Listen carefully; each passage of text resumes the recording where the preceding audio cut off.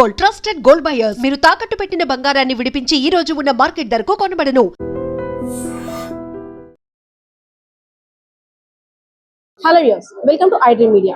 విద్యా బుద్ధులు నేర్పించాల్సినటువంటి టీచరే మాపై లైంగిక చర్యలకు పాల్పడుతున్నాడు అంటూ కొంతమంది విద్యార్థులు అయితే మాత్రం ఆరోపిస్తూ పోలీసులకి ఫిర్యాదు చేశారు. సో దీనికి సంబంధించిన డీటెయిల్స్ అన్ని కూడా మహిళా పోలీస్ స్టేషన్ సిఐ అనేటువంటి నరసింహమూర్తి గారు మనతో మాట్లాడేందుకు సిద్ధంగా ఉన్నారు. మాట్లాడదాం. సార్ నమస్తే సార్. అంటే ఒక ప్రైవేట్ కోచింగ్ సంబంధించి ఎవరైతే కాంపిటేటివ్ ఎగ్జామ్స్ కి, అదే విధంగా డిఎస్సి, టెట్, వివిధ రకాలైనటువంటి కాంపిటేటివ్ ఎగ్జామ్స్ ప్రిపేర్ అవుతున్న కొంతమంది యువతిని టార్గెట్ చేస్తూ ఆ యాజమాన్యం ఎవరైతే ఉన్నారో వాళ్ళ లైంగిక చర్యలకు ఆరోపణలు చేస్తూ కంప్లైంట్ ఇచ్చారు సార్. దీని మీద కరెక్టేనమ్మా. మన విజయనగరం టౌన్ లో Vinix coaching, DSC coaching and టెట్కి కోచింగ్ ఇచ్చే ఇన్స్టిట్యూట్ గత 15 సంవత్సరాల నుంచి రన్ అవుతుంది. మనకి కోట జంక్షన్ నియర్.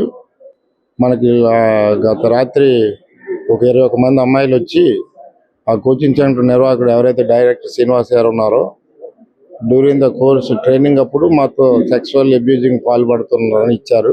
దాని మీద కేసు రిజిస్టర్ చేసాం. Investigation going on. బాధితులు ఆరోపిస్తుంది ఏంటంటే ఒకరికి తెలియకుండా ఒకరితో లైంగిక చర్యలకు పాల్పడ్డాడు. అదే విధంగా వయసు ఉన్నప్పుడే ఎంజాయ్ చేయాలి అంటూ కొన్ని అసభ్య పదజాలాలతో కూడా మమ్మల్ని లోబర్చుకోవడానికి ట్రై చేశాడు. కొంతమంది బాధితులు కూడా ఉన్నారు. అదే విధంగా ఈ విషయాన్ని బయటకు పొక్కితే మీ మీద చర్యలు ఉంటాయి, అంతేకాకుండా మీకు ఎగ్జామ్స్ టైంలో ఏవైతే మార్క్స్ వస్తాయో అది వేయించే బాధ్యత నాది, ఉద్యోగాలు ఇప్పించే బాధ్యత నాదంటూ కూడా అనేక రకాల మోసాలకు పాల్పడుతున్నట్లు కూడా బాధ్యతలు తెలియజేశారు సార్. దీనిపై అమ్మా ఇప్పుడు ఇన్వెస్టిగేషన్ అవుతుంది. ఇండివిజువల్ స్టేట్మెంట్స్ అవుతున్నాయి. ఒక్కొక్కరు ఒక విధంగా చెప్తున్నారు. అవన్నీ కూడా మీకు ప్రెస్ మీట్ పెట్టి అన్నీ తెలియజేస్తాం. సెక్షువల్ హెరాస్మెంట్ అంటే సార్ ఏ విధంగా ఎవరెవరిని ఎలా మోసం చేశాడు అనేటట్టు వారి యొక్క కంప్లైంట్ లో నమోదు చేశారు. ఏం లేదు, నేను కొన్ని స్టేట్మెంట్ రికార్డ్ చేశాను. వాళ్ళకి డౌట్స్ ఉంటే ఛాంబర్లో పిలుస్తాడు. అయితే దాని మీద వల్గర్ లాంగ్వేజ్ యూజ్ చేస్తాడు, లేకపోతే ప్రైవేట్ పార్ట్ మీద చేస్తారని వాళ్ళు చెప్పారు. పూర్తిగా ఇంక రిమైనింగ్ 21 మెంబర్స్ని ఎగ్జామ్ చేస్తాం. 70 మెంబర్స్ ఫైల్లో అందరినీ విచారించి ఆయన మీద మెట్టు సివియర్ యాక్షన్ అయితే తీసుకోవడం జరుగుతుంది. అంటే ఈ బాధితులంతా కూడా ఈ మధ్యన కోచింగ్ తీసుకుంటున్న వారైనా, గతంలో కూడా కోచింగ్ తీసుకునేవారు ఈ కంప్లైంట్ ఇవ్వడానికి కూడా సిద్ధపడ్డారా? ఇంక ముందు కూడా ఇంకేమైనా ఆరోపణలు?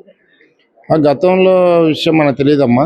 ఇప్పుడు present as of now run అవుతుంది కరెంట్ బ్యాచ్ వాళ్ళే వచ్చారు. అలాంటిది ఏమైనా ఉంటే మేము వాళ్ళని కూడా ఎవరైనా ఉంటే వాళ్ళని కూడా విచారిస్తాం. సో ప్రెజెంట్ సిచ్యువేషన్ ఏంటి సార్? అప్డేట్ ఏంటి సార్? అంటే బాధితులకు ఏ విధంగా న్యాయం జరిగే అవకాశం ఉంది? కేసు రిజిస్ట్రేషన్ మీరే చూశారు. వాళ్ళందరితో నేను పర్టికులర్ మాట్లాడాను. మీరు ధైర్యంగా ఉండండి. వేరే వేరే జిల్లాలతో వచ్చారు. ఇక్కడ మీకు మేము ఉన్నాం. మీరు ఏదైతే మీకు జరిగిందో మాకు వచ్చి చెప్పండి. మీకు ఎవరైనా కేసు పెట్టారని ఎవరైనా మీకు ఇబ్బంది కలిగజేస్తే ఇమ్మీడియట్లీ 100 కానీ 112 ఫోన్ చేయండి. మేము ఉన్నాం. మీరు ధైర్యంగా ఉండండి, మీకు న్యాయం చేస్తామని చెప్పాం. Thank you so much. Yes, వివిధ ప్రాంతాల నుండి కోచింగ్ తీసుకోవడానికి వచ్చిన కొంతమంది విద్యార్థుల్ని టార్గెట్ చేస్తూ, అదేవిధంగా తల్లిదండ్రులు రెక్కలు ముక్కలు చేసుకొని కష్టపడి మమ్మల్ని చదివించారు, ఎలాగైనా ప్రభుత్వ కొలువును సాధించడమే మా యొక్క లక్ష్యం అంటూ వచ్చిన మమ్మల్ని లైంగికంగా వేధిస్తూ మా మీద అసభ్యకర పదజాలాలతో తన యొక్క ఇదిని నిరూపించుకోవడానికి మాపై అసభ్య పదజాలాలను వాడడమే కాకుండా లోబర్చుకోవడానికి మమ్మల్ని బ్లాక్మెయిల్ చేస్తున్నాడంటూ ఎవరైతే ఆ వినిక్స్ అనే కోచింగ్ సెంటర్ యాజమాన్యంపై ఫిర్యాదు చేశారు బాధితులు. సో దీనికి సంబంధించి స్టేట్మెంట్స్ అన్ని కూడా పోలీసులు అయితే నమోదు చేసుకున్నారు.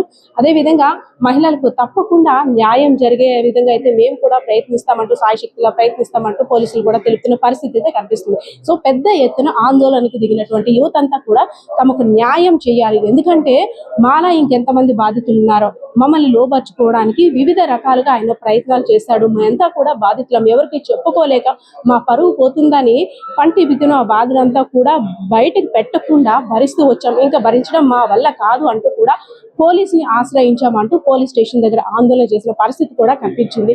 సో దీనికి సంబంధించిన డీటెయిల్స్ అన్ని కూడా సిఐ ఈ విధంగా తెలిపారు. పరిస్థితి అయితే కెమెరా పర్సన్ బాలకృష్ణతో పద్మ, ఐడ్రీమ్ మీడియా, విజయనగరం.